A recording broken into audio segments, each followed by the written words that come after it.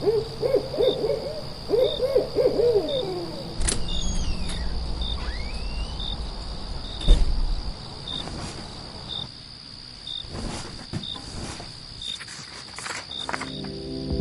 listeners, you're listening to the Midnight Readers podcast. Grab some tea, a midnight snack, and cuddle up in bed as we dive deep into today's most popular fantasies, sci-fi, and mysteries. We're your hosts. I'm Lily. I'm Brittany. And I'm Christy. This season we'll be discussing the cultural phenomenon that influenced the entertainment industry for generations with its cult following. That's right. Hold on tight, spider monkeys. We're headed to Forks. When you can live forever, what do you live for? This podcast. You live for this podcast. Also, maybe the vampire who takes a shine to an innocent girl. Welcome to Sparkle High. Let's go. In this episode, we'll be discussing New Moon chapters 5 through 9, where Jacob Black solidifies himself as a main character and worms his way into our stone cold hearts. And Bella's. Before we get into it, this is your warning for major spoilers ahead. This includes potentially all Twilight materials, including the movies, interviews, and companion books. We're also avid fans of the Moss universe and might accidentally let spoilers slip for other popular romantasy book series as well. Sorry in advance, like the other seasons, this podcast is rated R, so be warned. Also, a friendly reminder to please like, subscribe, and follow. You can find us on Instagram, Threads, Facebook, and YouTube. You can also join our growing community on Patreon for bonus content and more. All right, well, last episode, we talked about some pretty bummer stuff. Last week's episode was a bummer. We discussed a lot of difficult topics, one of them mainly being depression. But this week, we're going to come back to life a little bit, maybe wake up, as Bella says. And we're going to open up this new section with a chapter titled Cheating. So right off the bat, I think we should let's talk about that for a second, because I think it's really interesting that this chapter and the next section that we end up reading is called Cheating. Which is fucked up. It's not cheating. Mm-hmm. You're not in a relationship anymore. Remember, girl, he dumped you. Yeah, I think it's interesting that, Bella's actions throughout this whole section, now that Edward is gone and she's trying to get on with her life, but she's still so stuck on him and everything that he said before leaving. She's thinking of it as, I'm cheating from the promise that I made, because the way of the rationale she has is that Edward broke his promise because he said, it'll be like I was never here. And he didn't keep that promise. He couldn't keep it. Yeah. If he tried. He's already broken that promise to her. And in doing so, she says, well, I'm going to cheat a little bit on that promise. Look for ways to get myself in trouble so that I can hallucinate Edward more. But I just think it's funny that it's called cheating, because she obviously feels like she's emotionally cheating on Edward, even still. Which is funny because, right before we started this podcast, we were talking about parasocial relationships. Yep. And I'm pretty sure she has one with this, with Edward, I guess, but with this hallucination of Edward. Yeah. Yeah, I mean, as we start to read this section, she even calls them episodes herself. She acknowledges that what is going on in her head is not normal. And I'm glad she does, because she living in the Lululand. Yeah, like I was thinking about it as I was doing the notes and preparing for this week. And this is not to say that Stephanie Meyer intended this. I don't think this at all, but I think that reading these books might have fucked up my perspective of how relationships were supposed to be, because as soon as Bella is done with Edward, well, not done, as soon as Edward's out of the picture and she has nowhere else to turn to, she does exactly what she did with Edward, which is cling to one person really desperately. Yeah. And which is ironic, because she starts out as very independent. Yes. And she does not seem like the type of character at the beginning of the book who needs that. No. Right. And I will admit this. I am a super independent person, and I can become clingy if I'm in the mind frame, but it's not all the time, and it's not like my whole life depends on you. Kind of clingy. Bella gets very dependent on others. First Edward, now Jacob. And in some ways it's understandable because she's vulnerable and is like a little fragile right now, you know? And is a teenager. Yeah, and she's a teenager. Maybe it's the abandonment issues in me talking, but I do that too. I can be very like, once I have chosen someone, I want to be with them all the time, you know? And that's not just partners, that's friends too. Same. Yeah. I've been accused of being too independent by ex-boyfriends.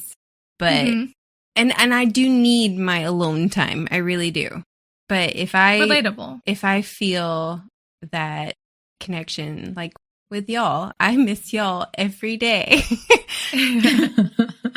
I miss when we got to work together every day. I miss actually walking into work and being like, oh my God, hey, Brittany. Hey, Christy, what's up? I do miss that a lot. I'm proving my point. I miss recording together as well. I know it's like a bitch to like separate the tracks later, but that was so much fun. One day we'll buy mics in which we can be in the same room and not pick up. One day we will have a room dedicated to it. I won't be miles away and we'll be able to record together again. Exactly. One day in a perfect world. Well, go ahead. One thing I didn't understand about this chapter is Jacob is described as a beanpole. Oh, yeah. So why did Taylor Lautner have to bulk up so much if that wasn't even what the character looked like?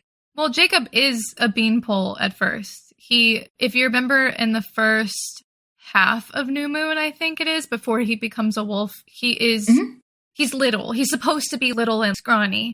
But when he becomes a wolf and he does the phase, he is super muscular, super big. In the book, he's like 6'5". He's huge and bulky and muscular. So once we get to that section, you'll see that he changes overnight. That's part of it. In chapter 5, when she first sees him, I wrote it down. She says, Jacob had grown into some of his potential in the last 8 months. He'd passed that point where the soft muscles of childhood hardened into solid, lanky build of a teenager.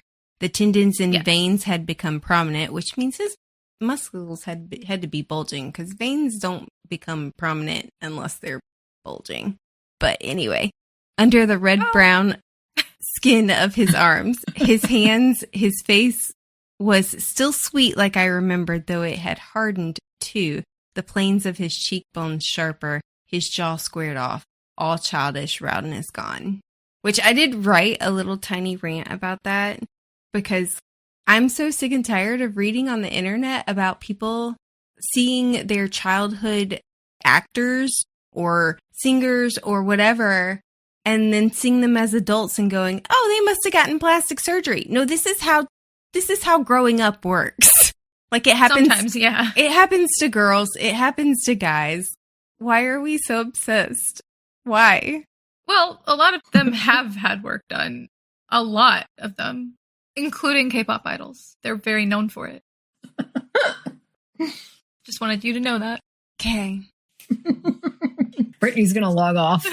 Brittany's about to beat the shit out of me through the screen.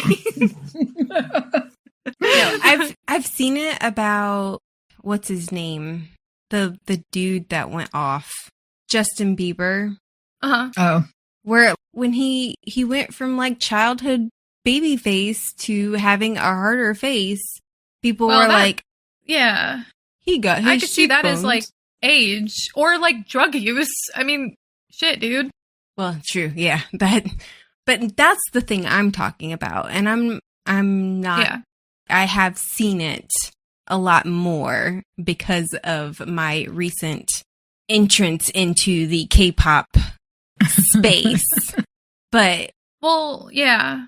it annoys the crap out of me, because why does it mean that they have to have had plastic surgery when it's just they went from being 15 to now 20 or 23? Yeah, well, to me, especially for women, because, for example, it always bothered me when Selena Gomez would get a lot of comments about how she looks, because, well, one, she has lupus. Yeah. And, I have lupus and I get her pain. And then two, she just grew up. Yeah. I hate to be like that, but a lot of women just put on some weight. They fill out. They just look different in their later ages. And there's nothing wrong with that. She looks fine. And she got a lot of shit for that. Yeah. Well, not to mention the fact that they starve them. I mean, in order to look like they look on TV and in the movies, for most, I'm sure there's some that it just hits naturally, but for most, they do some pretty crazy things to look like that, if they even look like that at all. And it's not some sort of effect. So, Yeah, I love Selena Gomez. Only Murders in the Building. Huge fan. Yes. I can't wait for the new season. Which is in like anyways, a week. But yeah, back to On Track. I just wanted to say that because it's been in my face lately. And I do like the way that Stephenie Meyer does, like she mentions it with Mike, where he lost the babiness of his face. Right. And, especially with guys, they start to, I feel like they change really quickly in high school. Yeah.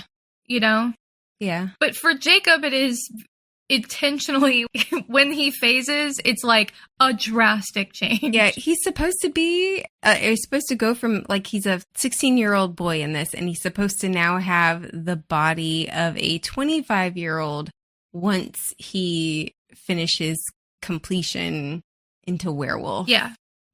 How does that work, though? Like, does he grow extra skin to be extra big? Because otherwise he would just, like, rip out of his skin. I guess. Right? I mean, there's not really enough skin there to cover. I don't know. Do the laws of physics apply to magic? Maybe not. There you go. It's like a black hole. How does a probably 180-pound man become a 300-pound werewolf? Yeah.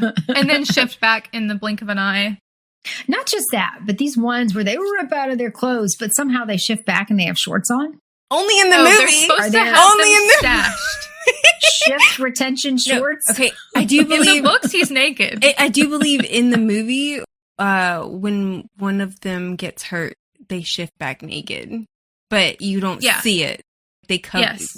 Obviously it's a PG-13 movie. Okay. Yeah, a couple twigs and berries. No. Don't say that about poor Paul or Quill or whoever it is. Well, I meant actual twigs and berries. Where's your mind, Lily? Oh, you're right. My bad. Excuse me. Excuse me. Speaking of twigs and berries. So Bella's working at the Newton sporting, like, hiking store when she hears that Sam, two customers. Yeah, Sam is not doing a good job of hiding. Yeah, she hears two customers talking about this crazy bear that they've seen. So, I mean, obviously it is Sam, or it's supposed to be Sam because he's black, right? He's a black wolf. Mm-hmm. I had also a thought on that where I was like, they're talking about the size of the bear and they're like, this brute was huge. And I was like, how dare you judge him like that? Just because he's big does not mean he's a brute. He could be a teddy bear and loving. Exactly. Just go up and hug them. I mean, how hard is that? Obviously, they just need some love. Oh my God. Right? Just a couple snuggles. Christy, I sent you a thing on Instagram because, sorry, this is off topic again, where it was like, men think that if in an emergency that they could land a plane. Oh, yeah. Oh my God. Have you not seen that? Where women think if they're in Jurassic Park, if they're innocent and project their innocent virtue enough, they could go hug the dinosaurs. It's like, yeah. I don't think so. I think you'd have to be a badass to step up to the dinosaurs and get a snuggle. Yeah. Maybe like, you're virtuous. All right, your lunch then. You run a podcast where you talk about icicle dicks. You're good. Yeah. That's enough for me. Oh my gosh. Yeah, throughout this section, we get some glimpses of people talking about the quote unquote bear. and which we obviously are going to later find out is one of the tribe. Well, as Jacob refers to them, the LaPush gang. The LaPush gang. Mm-hmm. Yeah. Because, you know, having a protectorate gang is, let's call it a gang. Yeah, I was like, I think the he's gang? just jealous. Yeah. I think he's just jealous because they kind of took over his friends. Yeah, that's what I was thinking as well. He was just sad. We'll get there. He didn't like them to begin with, though. Well, I think it's because, and she makes it seem really creepy with how he was looking at Jacob and treating Jacob like he was grooming Jacob. I kind of got that vibe, too, from this read around. It was really fucked up. But, yeah, we'll talk more about it later. That is not the vibe that I got, but okay, we'll talk about it. We'll talk about it in a little bit. Okay, but so we get the glimpse of what's going on with that. She's still not really talking to anyone at this point. Mike is still giving her a weird cold shoulder. We learn that Bella's been having these terrible nightmares and that Charlie, for a while, was waking her up in the middle of the night to shake her out of it, and then he just gave up. It's like, fuck it. He was like, yeah, whatever. It's going to happen every night. It's banging on the wall. I thought it was sad that she included that Charlie just gave up on that. What if That's somebody so sad. actually does break in, Charlie? What if? Well, not just that, but you should be willing to comfort her every time, I feel, if it's your child. I think I don't know. for me, it would depend on Bella. If she decided she didn't want him to do that, then, you know, that's fair. That would be on her. But also, again, what if somebody were breaking into your house and murdering your daughter and you're like, ugh, she's just having a nightmare. Yeah. She is screaming a lot. But I do have to say about the dream, she is right that it would not be scary for anyone else. Like if I found myself in a place that was just woods and no people and nothing to chase and nobody to chase me. Oh, yeah. I think I would grab a Not book. that big a deal. What does that say about her that that's a nightmare? Yeah. Like that she's not getting chased. It means Insane she had PTSD. It means that she obviously hasn't met enough people in her life to be scarred from wanting to be around them. And PTSD. Insane PTSD. Mm-hmm. But she's on the way home from school one day, and I think it's from school. It's from work. In her car. From work. It's from work. Yeah. She doesn't want to She's go doing back something. home. Yeah. I remember that she distinctly is like, I don't want to go home yet. Home is the scene of the crime. Right. And so I love the fact that in Jacob's parts, like it's very specific. You know everything about it. For Bella's, you're like, yeah, she's somewhere. I like Jacob's character. Before I started this episode, I was like, this is just going to be an episode of me gushing for like an hour and a half. Oh, he was fantastic. I love Jacob. I love He him. was such a ray of sunshine. Loved I Yeah. loved it. He really is. I liked this Jacob. I think Bella Yeah. did him dirty, but we'll talk more about it later. Oh, she did. She 100%. 100%. So she picks up those motorcycles on the side of the road after talking to whatever kid The marks. had them for sales. Yeah. And she's like, oh, I know what I'll do. I'll have Jacob fix them up for me. Like, isn't it? It's like both sweet and sad that she thinks of Jacob, because it's sweet because she knows she can rely on him. She didn't But it's think of him sad as because at she knows she first. can rely on him. Yeah. She didn't think of him at first. She was like, oh, I guess I'll take it to this mechanic. And the other guy was like, well, that mechanic will charge you way too much. And then she's like, wait, I do know somebody who fixes up cars. Yeah. Oh. Well, it just made me sad because it's like she's right off the bat. She's just like, I'm going to use Jacob to get what I want, essentially. Yep. Yeah. But she goes home and she tells Charlie that she's going to go see Jacob, and Charlie's thrilled. Yeah. Which I don't understand this man. He I mean, I know that he's friends with Billy, but my dad, at least, if a guy had hurt me recently, he'd be like, maybe you should stay away from all of them. Kind of recover. Yeah. You don't need Although to be... it has been months. you don't need to be jumping into a relationship. He seems to be pushing her to Jacob. True. I will say, though, in Charlie's defense, that in this case, I feel like it's not because he wants her to date Jacob. It's because he's concerned about her well-being. And he likes Jacob. So he's like, okay, that's a safe option. Go hang out with Jacob. Safe. I think he's a little awkward doing the dad thing right now. He is still learning himself. Yeah. So I get what you're saying, but it's been like months of her completely checked out. I get and that. then she's like, I'm going to go see Jacob. And he's like, okay. He's like wary about it, but he's like, that's cool. I like it. And then afterwards, when she keeps hanging out, he's still kind of wary about it. He's like, I just think it's funny that later on when she's like, oh yeah, I'm gonna go to Jacob unless you want me to stay. And he's like, yeah, no, honey. In fact, if you want to go to the 16-year-old boy's house who has declared that he likes you, go ahead. I'm actually going to get Harry is coming over. I'm going to get him to get that 16-year-old boy's father to also come so that y'all can be alone. Yeah, nobody said Charlie was the father of the year. I'm just saying. I think he sees Jacob as almost sexless. Like I think he trusts concern him. for him. I think he trusts him. Maybe more than he should, but I think he does trust him. Yeah. And I don't mean that in any way negative towards like Jacob at all. Are those panties? Are they not panties? Is that just...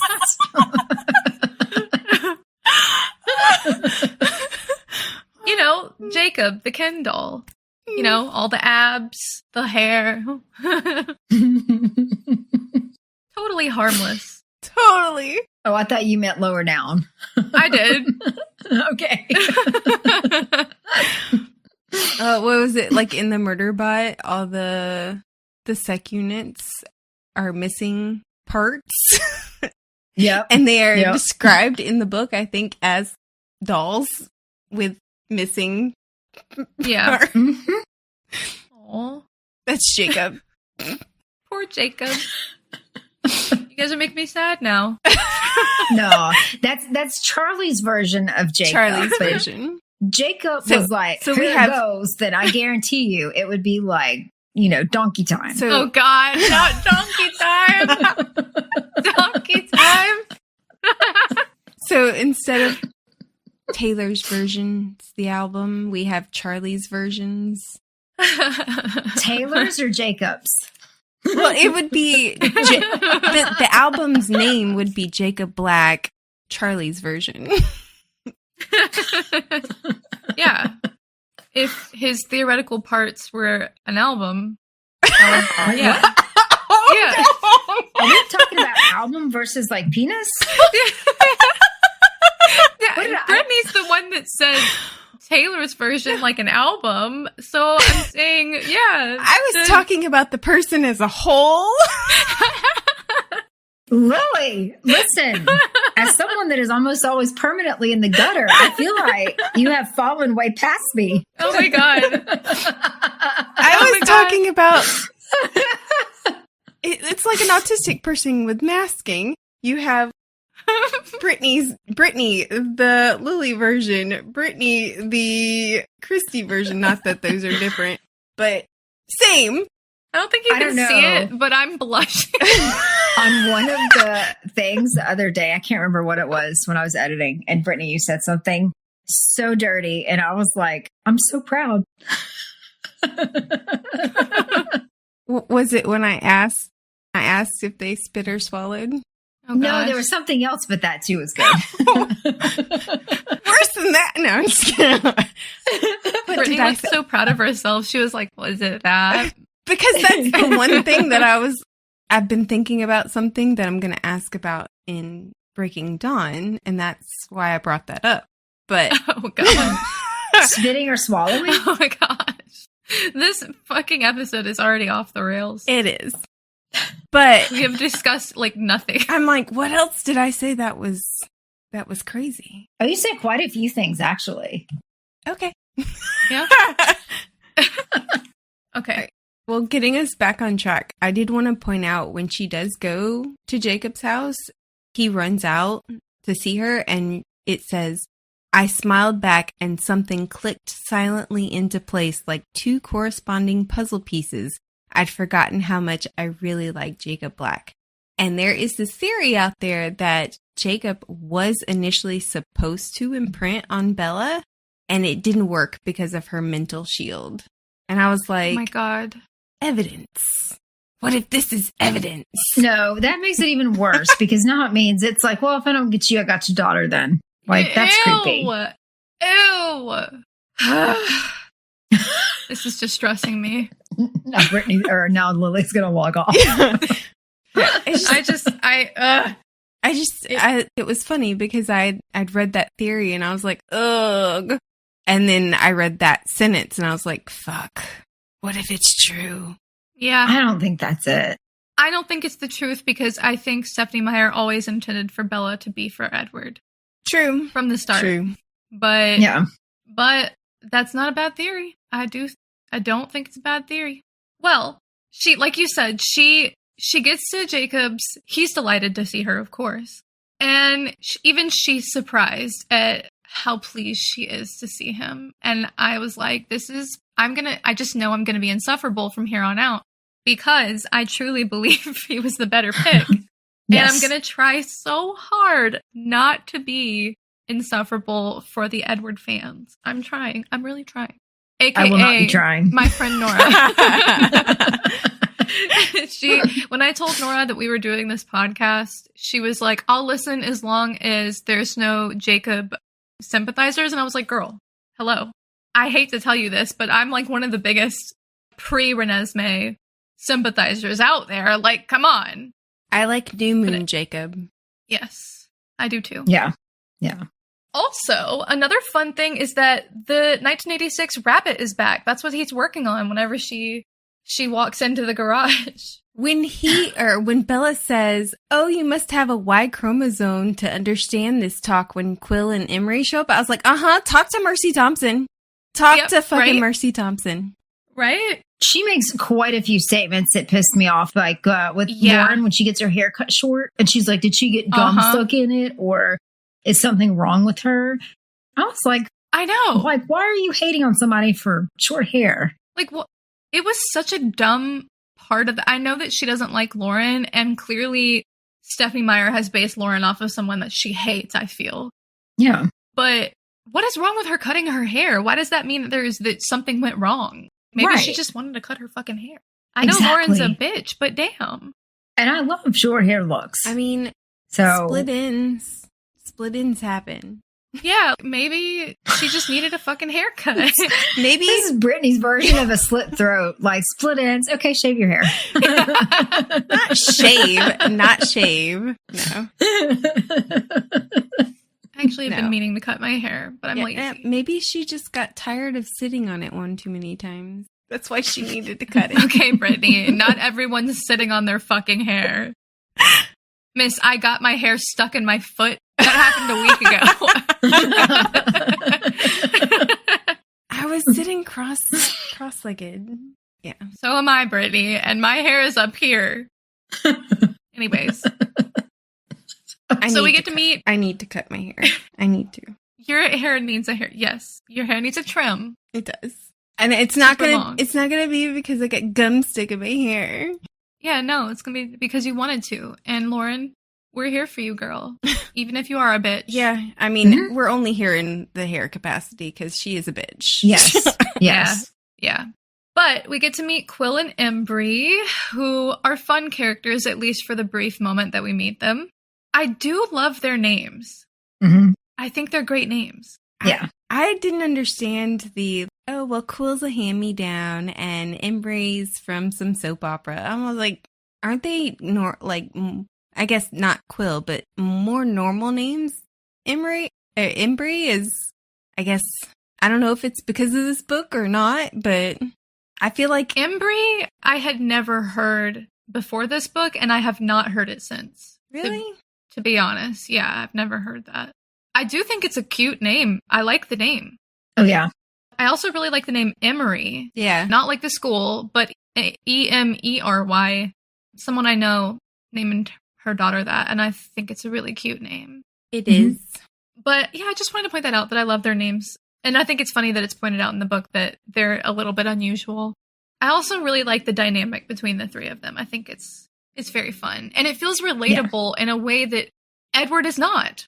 I don't know how else to say this without being a complete sympathizer. But well, I am. It is completely, they're the Scooby Gang in a way. Like you can tell they would be there no matter what. If you need help, they would be there to help. And Edward and his little gang they're there. They'll help when it's convenient and fun for them, but they sure as hell don't mind ditching you either. So, So no, I would much rather have Jacob and his friends. Yeah. There's a part in the book where he's first meeting Emery and Quill, and she says something, and they giggle in the background, and I was just like, "They're us. They're like the three of us." I was like, I wish I could remember where it was, but it was like I felt like something got said that could have some innuendo, and they were like, absolutely. Yeah, I think as a kid reading it the first time, I was just as obsessed as Bella was with Edward. And even though I liked Jacob, I knew where it was going. Like, I was not a fool. I knew that Edward was the answer, and eventually we would get back to there. But I liked Jacob. I think as an adult, seeing the differences between Jacob and Edward more starkly, it just feels like he's so much more relatable. Everything about the Cullens feels like a chore. And being with Edward or being with Jacob, it's so easy for her. She even says that it feels familiar. Why wouldn't she want that? Yeah, I don't know. If I'm not great at whole relationship things, and especially when I start out in a relationship, I don't want to make a fool out of myself, whatever. But I also know that no relationship is ever going to work out if I can't be me, where I can't giggle and talk to y'all like I talk to y'all and kind of just goof around and be dumb. And I feel like Edward and Bella just can't. They don't do that. Yeah. No, they're kind of dull, but I think it's funny that she took a character in Jacob, one that she kind of seems like she really could care less about, and ended up making him the most moral, caring, good character. Yeah. And the one that she's like desperate to show is good, she ends up making him just straight up evil. Just like the worst character in a lot of ways. Just abusive. Yeah. She ends up having such a good time with him that she doesn't even have a nightmare that night. And she does, continue to have the nightmares, but I think that's a good sign. Her hanging with Jacob opens her up a little bit. Yeah. And I think, let me read this passage from page 145. She says, "It was Jacob himself. Jacob was simply a perpetually happy person, and he carried that happiness with him like an aura, sharing it with whoever was near him. Like an earthbound sun, whenever someone was within his gravitational pull, Jacob warmed them." So, are you kidding me? I just thought of this, but they're the sunshine grumpy couple. Yeah, absolutely. Because, okay, I'm just saying, you can't write that about someone or think that about someone and then tell me that you're not actually into them. Come on. Yeah. Come on. Yeah. That's far better, in my opinion, than her looking at Edward and be like, oh my God, he's just so beautiful. His face is so perfect, and it's the face of an angel, and oh my God. Angelic. Angel. He's my angel. And he's so smart. But just by his looks. Yeah. That's all that matters. That is all that matters to her. But that was my thing with Bella, was that truly if she could be happy around Jacob and feel like there was a part of her that maybe she could access that she didn't with Edward. Okay, she may not be physically attracted to Jacob, but at least that would show her but that she's somebody else, Jacob is hot. I think she recognizes it in a way, but I don't think she wants on that. Right. Not yet. She can, exactly. It can look pretty, but she doesn't want to board the train, Right. Right. It looks like fun, but she doesn't want to experience the ride. Right. I do think she will want to buy a ticket by next book, though. Just saying. I do think she will be getting on the ride eventually with the intent to go the journey. I don't know. Did she ride the Jacob ride, though? No. Unfortunately, no. Okay, that's what I was thinking, because that was going to be real weird with She did get Rubbermaid. She did get Rubbermaid. What would you call it? Like a preview of the ride? I don't know. Sort of. There's some stuff that happens. Not quite Didn't a experience full journey. Didn't experience the full journey. Let me tell you. Just got a little hint. Let me tell you, 14, 15-year-old Lily, that was all I needed. I was like, wow, this is so good for me. Okay, anyways.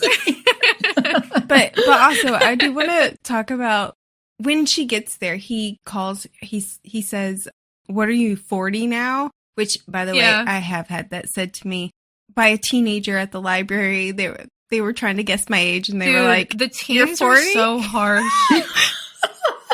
Library card has been confiscated. Right? I was like, at the time, I think I was 31-ish. It was really early and so he called me 40, and I was like, you're banned. I think I remember that. But when they were discussing, I think Jacob says that Quill likes Bella, and Bella's like, he's too young for me. And then they discuss their ages. And that's a fun running gag throughout the section.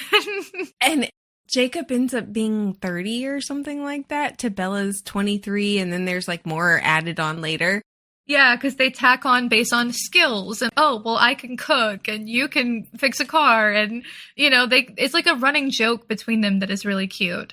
I was like, how the hell did Jacob, the 15-year-old boy who is really immature, not Jacob is specifically being immature, but I meant teenage boys. Mm-hmm. Yeah. Be 30. Yeah, and I really do think it's because he can fix cars. And then eventually 40. Yeah. Well, it's because he fixes that rabbit at the end. She's like, okay, this is 10 years on for you.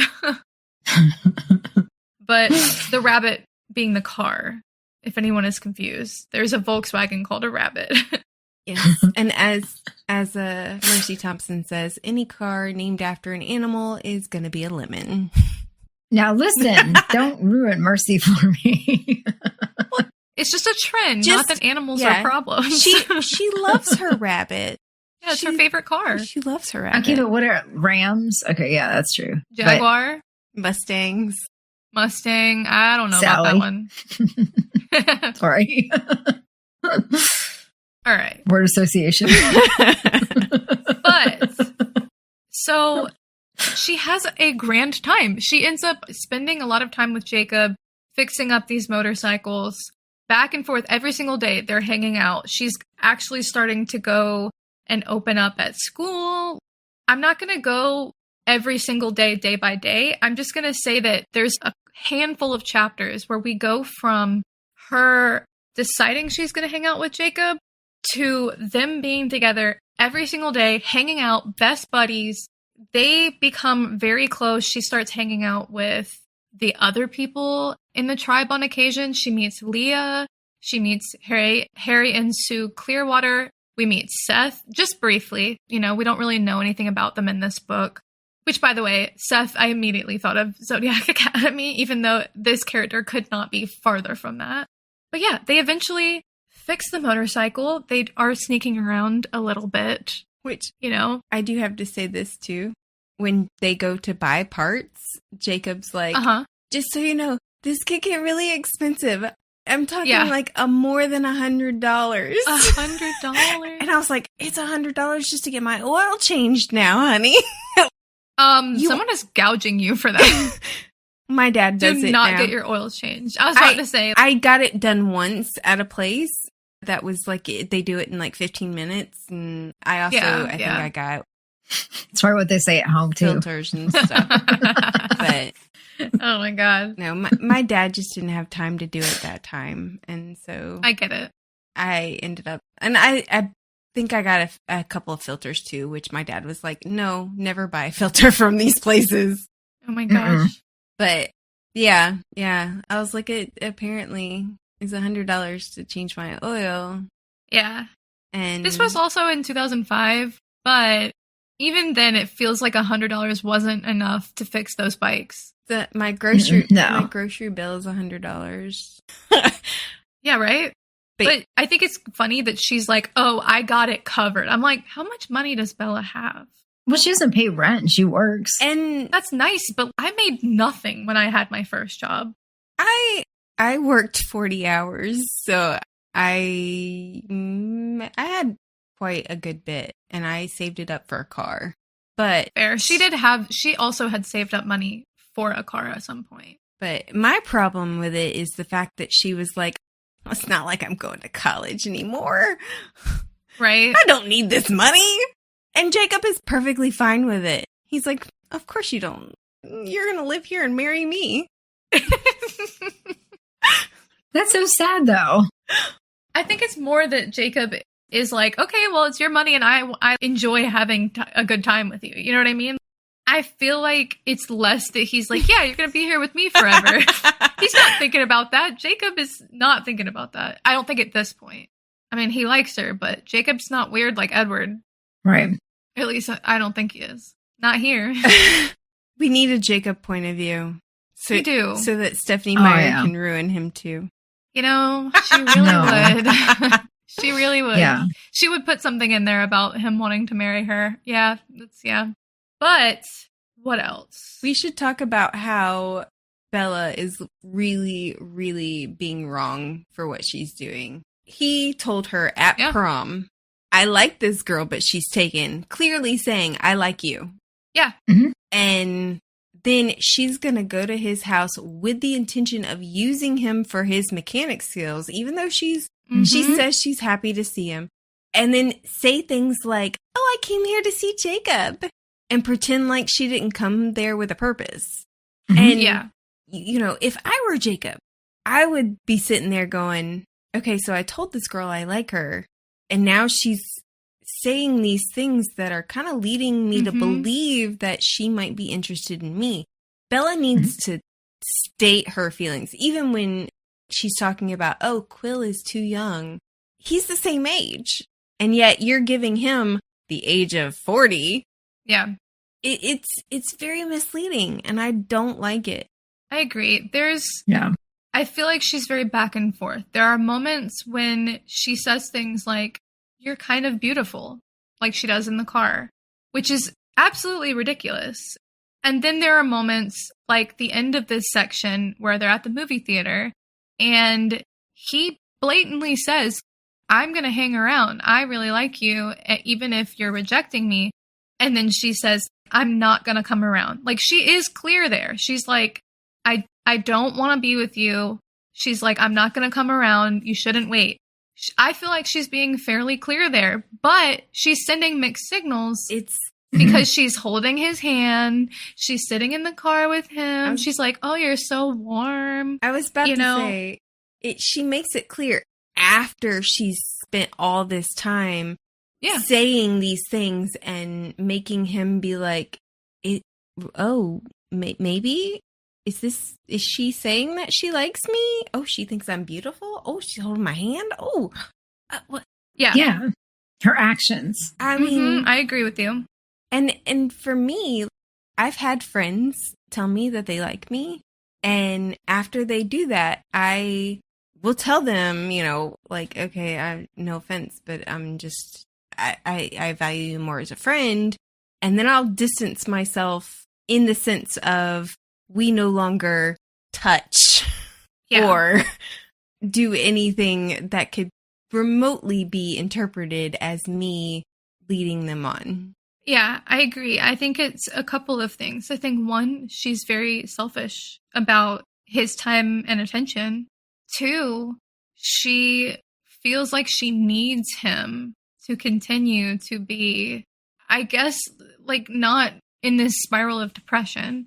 And then three, I think she actually does like him, but she doesn't want to admit that to herself because she's so fucked up with whatever happened with Edward. She does. You know? I think she does, but she's definitely using him more than she likes him. I agree. I'm not arguing that point. Yeah. I was just like, Bella, I'm not on your side here. This entire section. Yeah, I was like, you wanna go ride motorcycles for adrenaline rush, jump off cliffs? Go for it. It's better than, approaching 4 strange men who might kill and assault you. But the way that she's treating her friends. Yeah. Yeah. I agree with you. What I said is not in an effort to say, oh, I'm not giving her excuses. I'm trying to expand on what you're saying. I know. Let's talk about the motorcycle scene when they go up there to ride the finished motorcycle. Have y'all ever ridden a motorcycle? Yes. Yes. I was kind of thinking during this scene, why didn't they just fix up one motorcycle? Or they could fix up 2, but why didn't she just ride on his back? I mean, that is a good thought. Yeah. I wonder if they're not big enough for 2 people. Could be. Well, didn't she need to almost die in order to see Edward, though? Yeah. So she has to be driving. Well, didn't it work when she got on the motorcycle the first time, though? So, Also, Bella, logic, you're hallucinating and you want to drive? Yeah. Yeah. She was thrilled whenever she hallucinated, though. She was like, "Oh, there he is! Yeah. There he is! Keep going! I'm gonna kick it into the next gear." My thing is, over the cliff. When she came home from when Mike was like, "Just go home," and she didn't want to go home, and she was just driving, and she pulled over when she first found these motorcycles. She did it because she said, "It's not right for me to be driving so distracted or so under the influence of my depression." And she's like, motorcycle so I can hallucinate? Also, let's not forget, she gave Edward so much shit for driving at 100 miles per hour. For real. Also, I do want to point out that it takes more than just 2 minutes to learn how to drive a motorcycle. And no sane person would allow a person to drive a motorcycle just after being like, here's the brake and here's the clutch. Also, I feel like not where they did, because they went up to this cliff area. That is not the place to be driving a motorcycle for the first time. No. Oh, there she goes. Girl can't walk on a straight sidewalk. Yeah. Yeah. There's cliffs. I will say there are 2 things that I want to talk about. The first is that I think it's really sad that what she hallucinates about Edward is not Edward being sweet and kind and being like, please don't do this. It's not him being like, I love you, don't hurt yourself. I don't want to see you do things that are scary. No, it's, Bella, this is childish and reckless and you should know better. Get off the bike. It's the most parental scolding. Yeah. And it's kind of scary. Why is he so, I don't know. I mean, I do not like it. She's always had to be the parent in her parents' relationship. So maybe she just needs somebody to parent her. I don't know, but I think it's a spanking. He's going to shatter her spine. Just saying.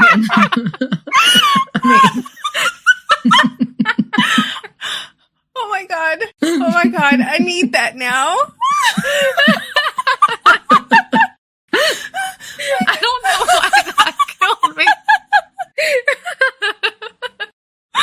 It's just the way he said that. So, if he gives her a spanking, it's going to shatter her spine. It's killing me. So once she becomes a vampire, he needs to spank her for all the times. Oh my God. The other thing I wanted to talk about was the LaPush gang jumping off the cliff, the cliff diving. Yeah. The fact that she was immediately like, take me. Let's do it right now. And Jacob's like, I don't know about that. Jacob, that's a red flag. Big red flag. Yeah.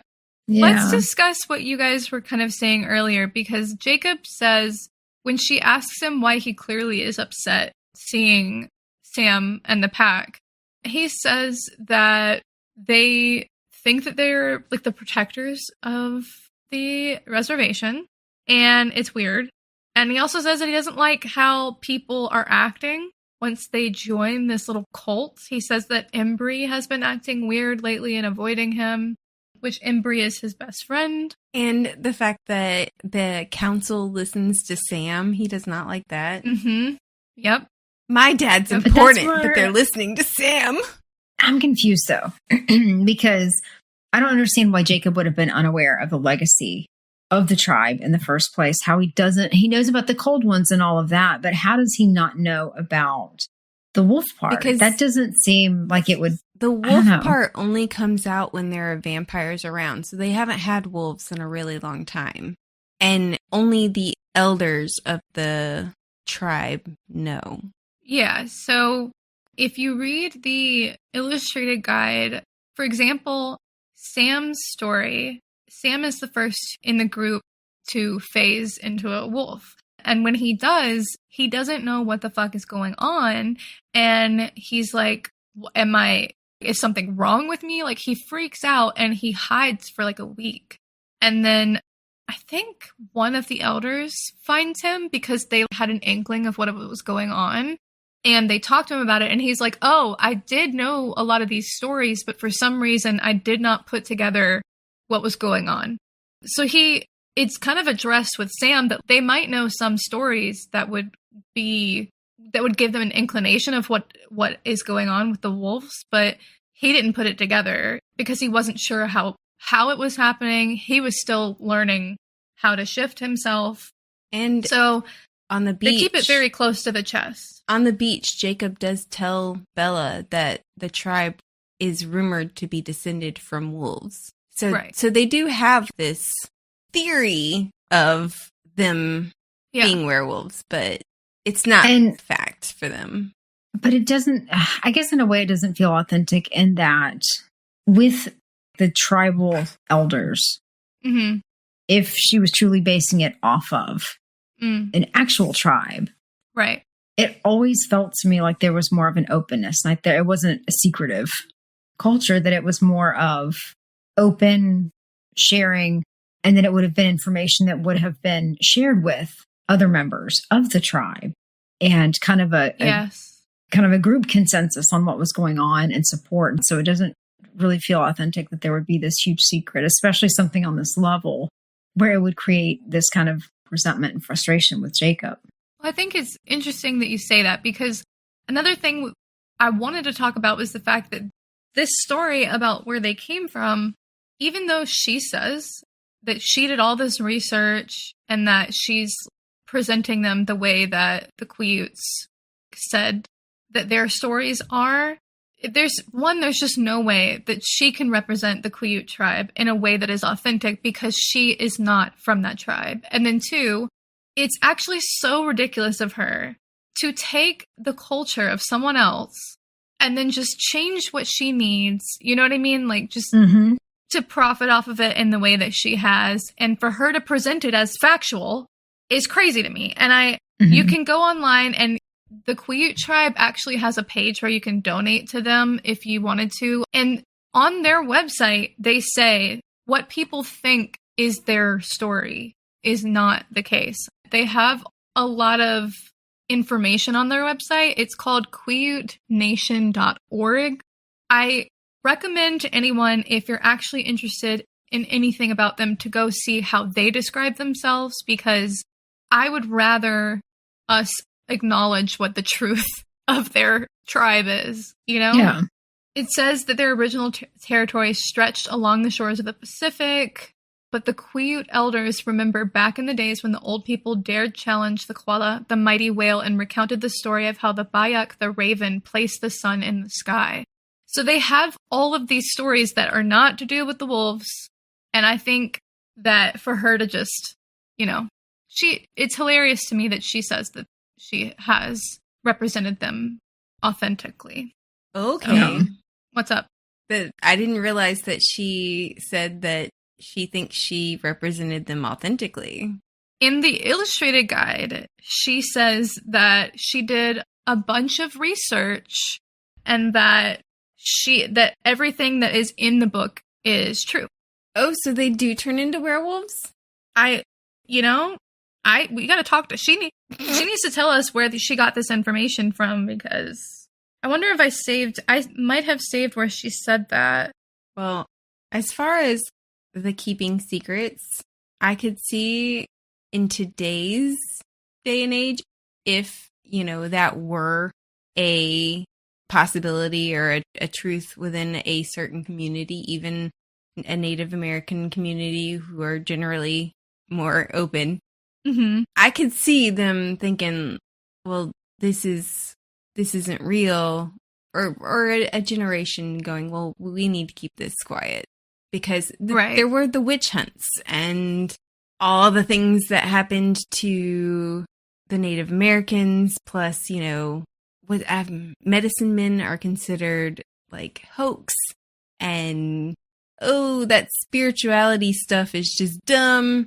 So I could see them guarding it close to the chest so that it doesn't get out. Well, I can see him guarding it, but within the tribe. Yep. Still being open with members of the tribe, but not You never know outside. what a teenager's going to say.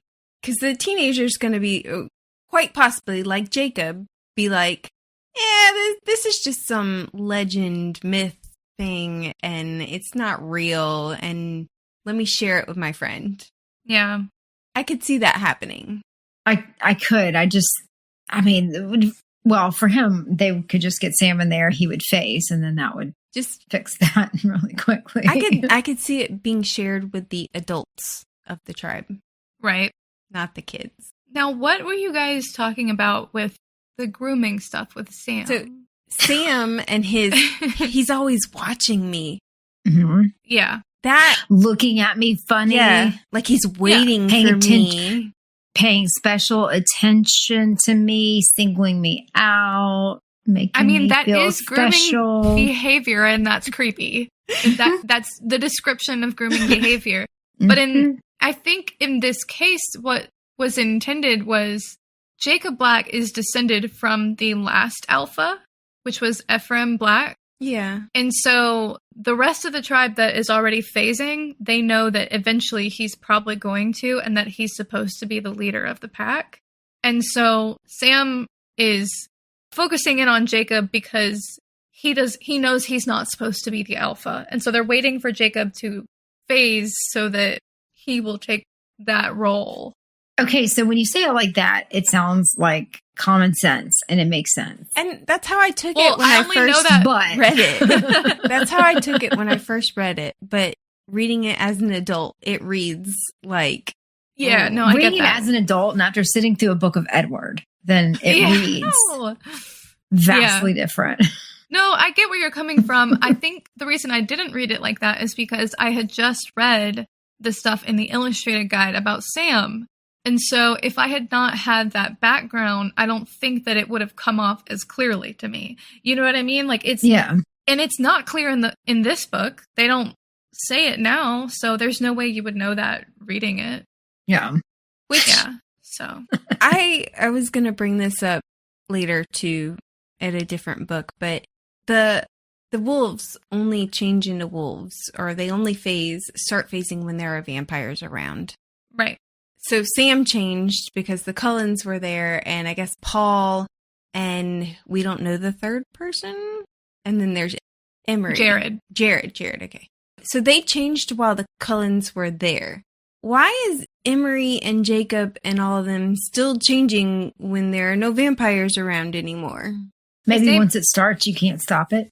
So the reason that they shifted, as far as I understand, is not just because of the Cullens. The reason that more of them start shifting, I think, is because James and Victoria and Laurent start showing up. But James is dead, Victoria is unknown, and Laurent is supposed to be in Denali. Victoria's still around. But the thing is, though, is that you're only thinking of it in terms of proximity. But what if once the change happens, that entire group has to change and has to finish as a protection because those vampires could come back? Yeah. I mean, we don't know how it works. Because, otherwise, anytime they moved out of the area, then they would be like, wolf, not wolf, wolf, not wolf. Well, I mean, once they've changed, I think that they would be a wolf, yes. But oh my God, they'd be in the grocery store line, like paying for something, and all of a sudden, it's a wolf. God damn it. In Breaking Dawn, we find out that most of the tribe has now become wolves because there are so many vampires in the area.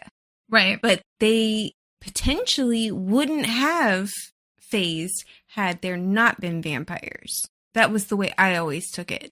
Correct. So if you had already phased, you would continue to be a wolf. But once the vampires are gone, why are still more people changing? The only explanation I have in this part of the book is that Victoria is around. And we also know, I think from later on, that a couple of the Cullens do come back and check on Bella. And also, that would just be mean to let like one wolf change, and then he would be a lonely little puppy. So he's got my thing. I feel 3. like he's got 3. I know, but if that were to happen, if they came and went and just one changed, but I feel like that the universe would be more like, listen, this little one like needs a whole pack, so we're going to finish out the pack, and then we'll stop.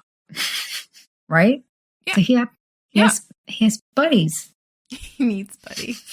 He needs a cuddle puddle. He does. Also, I mean, look at Seth from Zodiac Academy, and what would he have been without his little... I don't want to think about Seth from Zodiac Academy in association with these wolves, because Seth liked his orgies. He really did. And I cannot see Sam or Jared or Paul or Jacob or any of them participating in an orgy. I just can't. I can't. You know, I didn't want to imagine it. But now you have to. I feel like I have been inundated with the worst things from this podcast. I would like to point out that I did not contribute to that. This was not Christy's fault. I'm very proud of you, Brittany. Okay, so when I think of Seth from Zodiac Academy, all I can think are orgies. I'm sorry, in the man bun. Yeah, I get it. I still think he's blonde. I don't know why. I think of the BJ Buddies thing. And the peace sign.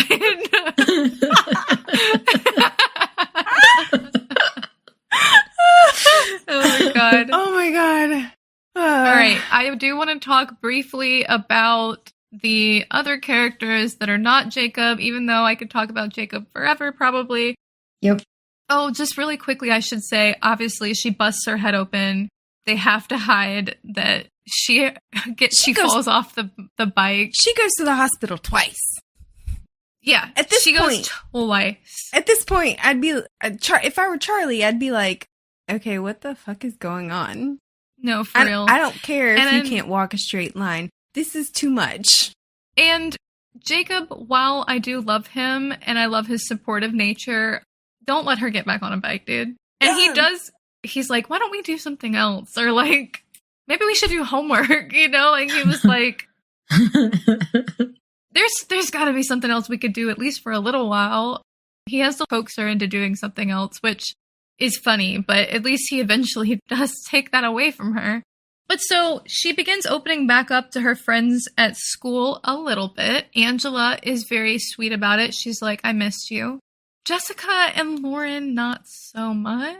To be fair for Jessica, if Bella had put me in that situation, I'd still be pissed. Yeah. And that's very fair, I think. Yeah. Mike is real quick to hop back on that bandwagon, though. Mike, though, at the beginning of the book, I don't know if it came off this way in the text, but for the audiobook, he came off with like, why don't you just go? Like, just go. I know. And that's how it felt at the beginning of the book, yeah. And I was like, what's his problem? Did he expect Bella to just come around and I agree. Be like, yes, I want to date you? Or is he just like, I'm tired of adulting today. Please go away. It almost feels like he's annoyed that she's depressed. Yeah. How can you still be in love with that guy? Jessica and I broke up months ago, and I'm over her. Yeah, it does give that vibe. I must have missed that part because I felt like she kind of did Mike a little dirty, that she goes back and forth between making him an asshole, but then making him nice somewhat. Because it seems like at one part, I think it was towards the end, it seemed like one part he made it sound like it's okay if we're just friends. Like we can do things as friends. It's, I wouldn't expect more. But then she makes him an ass at the movie theater. But now hearing you say that, I honestly thought that it's okay, we can be friends was just a way to get her to go out with him. To agree to go out with him. Yeah, okay. I didn't think that was genuine at all. Okay. He was just like, yeah. Well, I totally gave him like the benefit of the doubt. Yeah, I think that he really wanted to do something with her. And even when she invited other people, he was good with that because he was like, oh, maybe I can get Bella back on my like good side kind of thing. Yeah. But when she showed up with Jacob, he was not happy about that. He was like, who is this again? No. And Jacob was real quick to be like, family friend. This guy? I've known her forever. Yeah. He was like, we can take my car. As soon as Mike gets pissy about it, Jacob is cool, calm, collected. He's like, yeah, cool, whatever. We can take my car. It's fine. Which I kind of love that because Jacob's like so unbothered and Mike is such a little pissy bitch about Jacob being there. To be fair, he was a little pissy bitch about potentially Edward going to the beach with them too. Yep. I mean, he just seems to be annoying. Yeah. I mean, to be fair, it's like, I feel like and this is me, being all psychology and stuff, but I feel like he is sitting there thinking, like, why can't somebody, obsess over me like that? Yeah. If she's that into Edward, she can obsess over me. Why doesn't somebody love me that much? I'm awesome. That's the vibe I get off of him. He probably says that in the mirror every night. I feel like when you first meet Mike, you're like, okay, he's kind of like golden retriever-y and he's fine. And then he does kind of shitty things really fast. And you're like, okay, you're not being redeemed here. Yeah. They go and watch this awful movie. Again, she sees like the worst movie she can possibly find. Jacob is cracking up on her left side. Like, this is so bad. And Mike wanted to go to a rom-com. Not doing well. Yeah, he really wanted to go to a rom-com, which is funny. But at first it seems like Mike is throwing up because of the movie. And that is funny to me. But then we find out he had the stomach flu and he's just like, poor Mike is just like barfing in the movie theater stall. That's like the worst place to get the stomach flu. Yeah. Yeah. Like, you would think though, because I forget somebody else had it, and then Angela came down with it. You're all hanging out with each other. At that point, I would be like, maybe we should stay inside. Yeah. Well, especially since he said he felt bad, but he thought he would just get over it. You would think he would say blatantly, there's something wrong here. Never leave Jacob and Bella together by themselves. No, he would just barf and probably poop in front of them. That's what he wanted to do. I mean, you want to stand on that hill. Are you saying he shat his pants? At the very least, he did a little sharding. Oh my God. Can you imagine if he was still sitting in the seat next to her? And thinking you just gotta... like a... Oh my God. Okay, you guys, did I tell you guys that...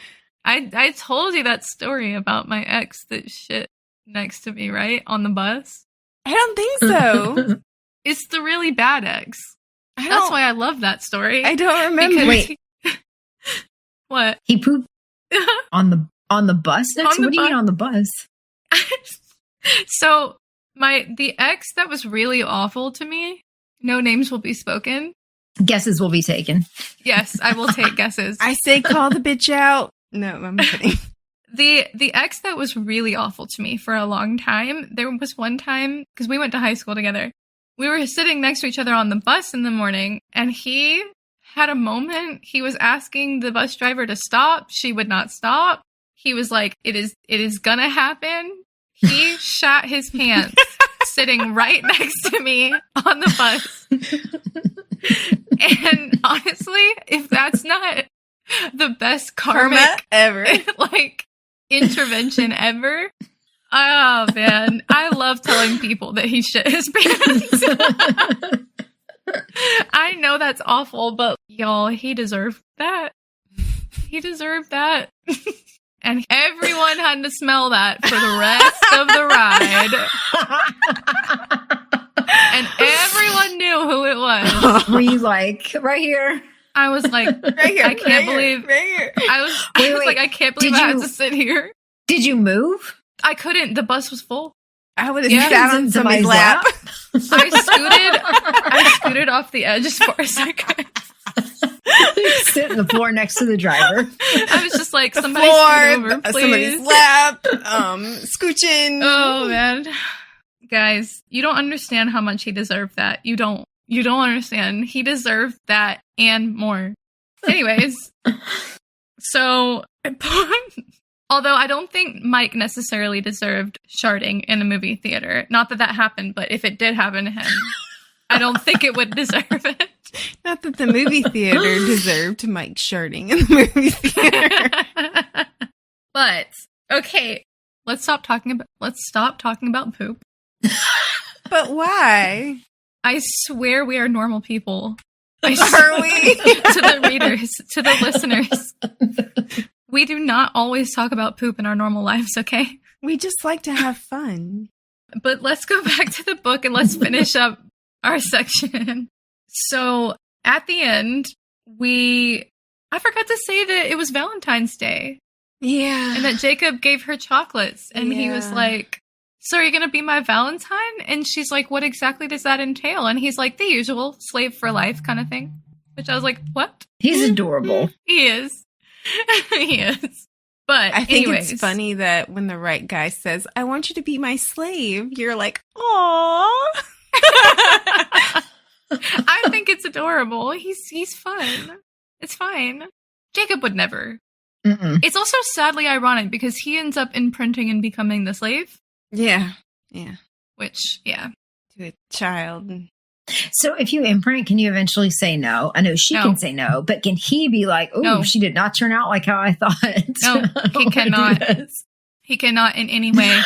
So she grows. Okay. They're never mind. stuck That's with gonna be each me. other for the rest of their eternal lives. But no, she can say no though, can't she? It makes her want him just as much. So some of them have tried, I believe, but I think it Mhm. always ends up with her acquiescing. If she doesn't, it does make them want to bond, as far as I understand. Do the wolves live really long At what lives? age? This, I mean, Yeah. technically should be a question for Breaking Dawn, but do the wolves live for a long time? They can. So according to the illustrated guide, if they want to, if they continue to phase, because phasing is a voluntary thing. If they continue to do that, then they will stay that age and they will not progress in age. If they imprint, a lot of the wolves make the decision to stop phasing at some point so they can grow old and die with their partners. I was about to say, because Ratchety Ann is going to live for like 1,000 years Yeah. unless somebody kills her. Yeah, so if Jacob decides he's going to phase forever, he will stay that age, It's according like to the a whole illustrated new guide. science. Yeah. Yeah. She's got it all figured out, so she thinks. Mm-hmm. But there are two things I want to discuss before we close this section. The first is Embry. I meant to talk about it earlier. The interesting thing about Embry, and we don't have to go into this too in depth, but the interesting thing about Embry is that his name is Embry Call. His father is not known. His mother raised him on the reservation. I think his mother is from the Makah tribe. I hope I said that correctly. So his mother is known to not be of the Quiute tribe. And yet, Embry is able to shift. And it's a well-known thing that you shouldn't be able to phase unless you're a descendant of one of the original 3 wolves. So that would be Quill Atiera the second, or maybe the first, I think. And then there was Ephraim Black and one of the Yuleys. I can't remember his name. I would have to pull it up. But so there's the Yuleys, there's the Atieras, and the Blacks. And he is not supposed to be descended from the three of them. So there's a big conspiracy theory about who the father is, because that would make him the sibling of Jacob, Quill, or I guess Sam, probably. Or maybe even a Clearwater? I'm not sure. But basically, it's not known who his father is, but it has to be one of the fathers of the current pack. So it's interesting. We do learn, like I said earlier, in Breaking Dawn, that basically all of the tribe's young people have turned. They're all descended from those groups. It makes you wonder if the original three who changed, how did they change? Was it magic? Was it, because they had... why just 3? And it makes you think, could it happen again that somebody spontaneously changed? I don't think so. I think it is written into the illustrated guide that everyone who changes is a descendant of one of those 3 families. I get Stephanie... And some of those have married each other, so... I get Stephanie Meyer's logic, rules, whatever, but We're talking real logic. I'm saying, if it happened once, technically, it could happen again. Yeah. I Maybe guess they so. ate magic berries or something. It's the story is in the illustrated guide. I could pull it back out. I'm saying fuck Stephanie Meyer and her thoughts. I feel like right now we are switched in roles. I feel like usually you're the one that's adhering to the book, and usually I'm the one that's like, yeah, fuck that shit. But anyways, yeah, I mean, that's fair. I think that's true, but I also think that she totally wrote that intentionally. Yeah, she probably did. But okay, and I get, there's 3 of them, and they have all got some kind of DNA from one of these 3 spread out throughout the tribe. That generally happens in a small town.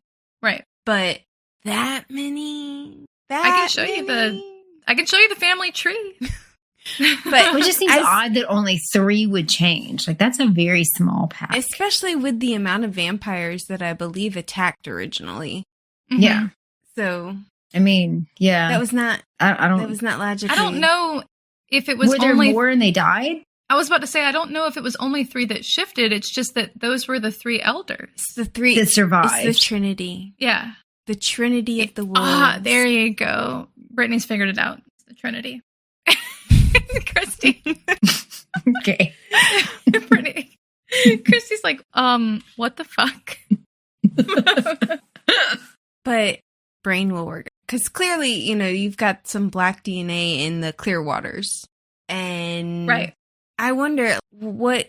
You never know if these people... Not the blacks, but... I thought it was the blacks. I'm going to have to look back. Because... Okay, hold on. I have them right here. Give me a moment. But there is... You never know. Somebody could have had an affair and had a side child. Yes. And then that side child could have had babies. And that's true. Yeah, I agree with you. That's what I'm saying about Embry is like, I'm saying it's weird about Embry because he's not supposed to be any of them. Okay, let's see. Where are the Clearwaters? Okay, the Clearwaters are on here. So there's the Atiera family, the Black family, the Clearwater family, and the Yulee family. You guys have got me questioning if it's just 3, but I'm pretty sure it is just 3. Embry Call, Tiffany Call, and Unknown is listed under the Yulee family. And then Leah and Seth are under Harry Clearwater and Sue Yulee. So they're from the Yulees. And then there's Paul Lahode, who is the son of Ruth Yulee and Jean Lahode, it looks like.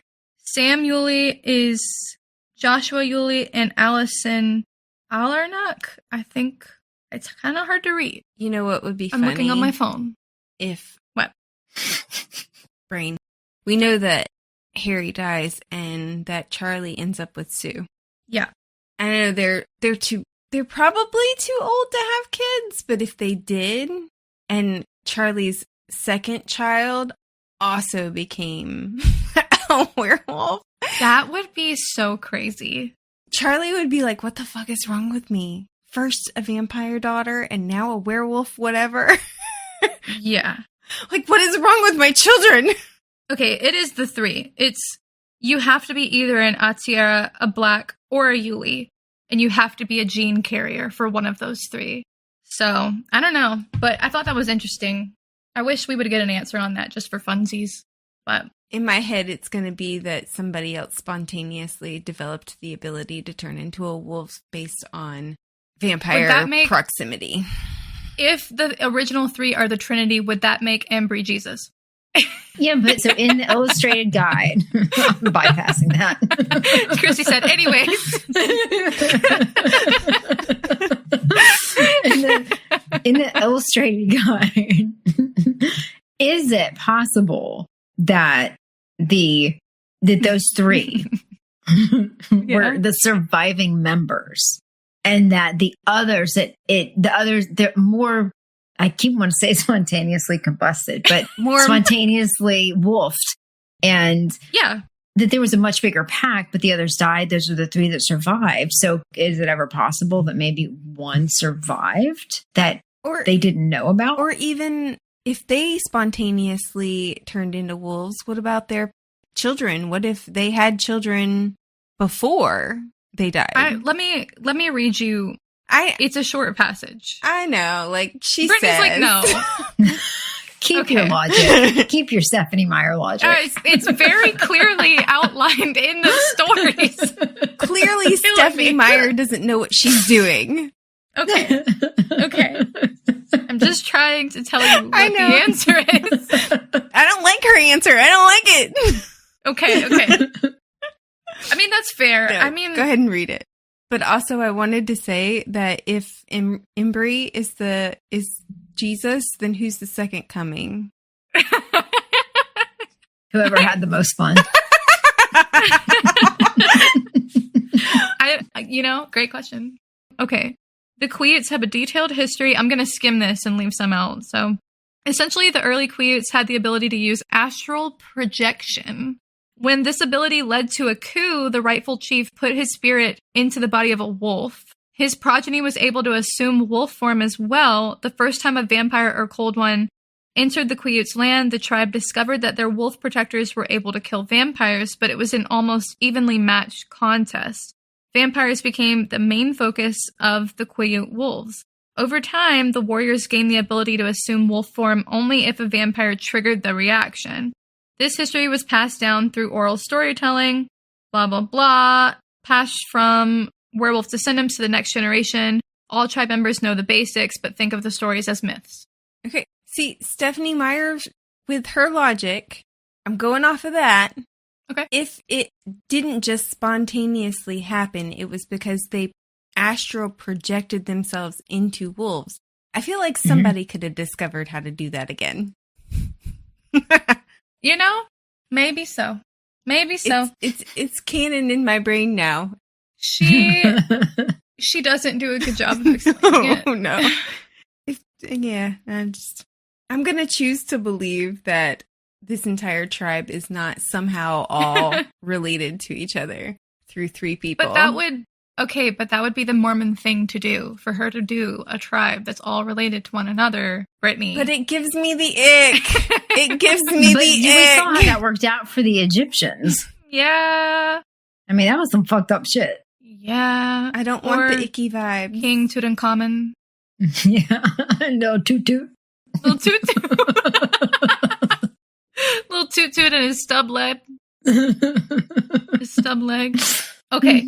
But let's close this up a little bit, and we'll just talk a little bit about the ending, which Jacob drops Bella off after the movies, and he says he's feeling weird. And he was especially warm in the movie, and he was especially warm in the car. And she says he's burning up, like feverish.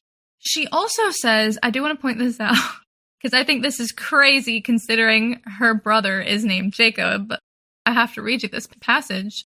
She says, how much I wished that Jacob Black had been born my brother. my flesh and blood brother, so that I would have some legitimate claim on him that still left me free of any blame. Heaven knows I had never wanted to use Jacob, but I couldn't help but interpret the guilt I felt now to mean that I had. Because you did, bitch. She has a brother? But no, she's saying she wishes Jacob was her brother. Yeah. I know, but in here you said it's weird considering her actual brother is named Jacob. She had a brother? Yeah, Stephanie Meyer. Stephanie Meyer's brother is named Jacob.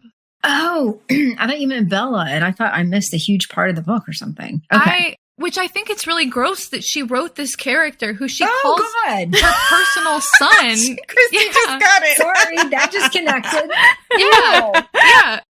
She calls him her personal son. She says he's kind of beautiful. She says that he's like a personal ray of sunshine and that she loves spending time with him and that she wishes she could have a legitimate claim on him. Free of blame, she says. And she sees the train station later and admires it. Yes.